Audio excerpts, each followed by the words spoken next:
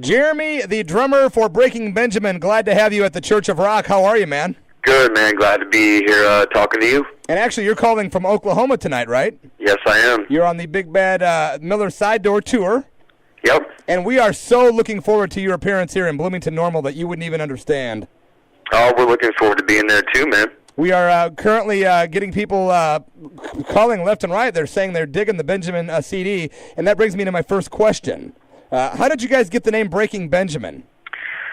That came about actually years ago when Aaron is our guitar player, when he and Ben played in another band together. And at the time, they wanted to call the band Breaker. But the name Breaker, this is years ago. Breaker was already taken, so somebody that Ben was sitting with just kind of happened to say, well, why don't you use, Breaking and then your name, like Breaking Benjamin. And that's pretty much how it came about. And then, things kind of happened over the course of a couple years. People did different things, and the name really never got used all that much. Oh, I see. So when we got this band together, then, we felt it was the appropriate time to use it. I say, now, exactly how long have you guys been together as this unit of Breaking Benjamin? This unit has been together since New Year's Eve this year. And it's kind of interesting because I was reading on your website about how Aaron and Mark were actually in a band that was signed before you guys were even signed to a major label, and they left that to join you guys. Right. That doesn't happen very often. No, it doesn't. It was just one of those situations where, a lot of times when I tell people how long we've been together, people are really surprised, and I would be too, because if you think about it from the point of view to say, well, how could you get that kind of chemistry going that quickly? It's just a rare case where we had all kind of played together before in various situations and all knew each other, so the chemistry was kind of built before that. And so then, when we finally did all get together, it was just, the way it should have been from day one. It's just that, as you said, Mark and Aaron were tied up with Lifer before, and they were doing that project, and Ben and I were doing this thing, so it was just a matter of time until the whole puzzle was completed. Well, that's awesome, and one thing I've been trying to figure out, and I kind of deciphered a little bit of this today on the internet and in a dictionary, but is polyamorous actually a word? It means many loves. Okay, that's what I deciphered it to mean much love, so I guess I was close. Exactly. Hey, man, I was going to ask Ben a couple of questions, so I'm going to go ahead and scratch them off my list here because he's not on the line right now. No. But you guys are on the road now. Have you had a chance to actually hook up with and meet like any big-name rock stars yet?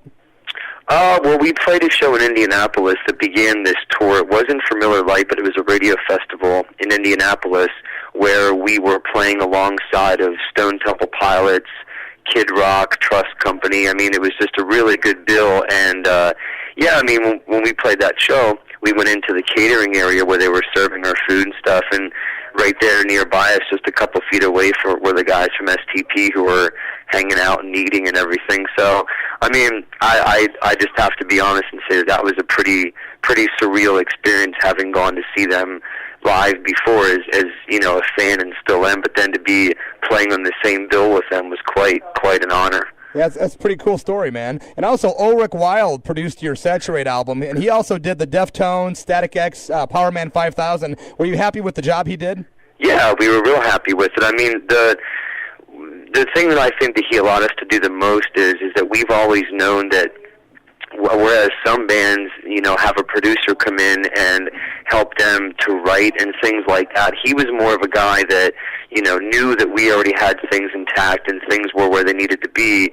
He was just there as kind of a sounding board to maybe try this sound or that sound, and pretty much just let us be ourselves. He's a very mellow, laid-back guy, and that's, he pretty much just let us do our thing. Awesome, man. The album does sound really good. I dig it a lot. And I only have one more question I want to ask you, then I'm sure I'll have more when I meet you in person. But I'd like to know, since you guys are a new band and you talked about being starstruck and everything because you're so new and getting in the arena with big-name bands, are you guys getting out and actually meeting the fans at your shows?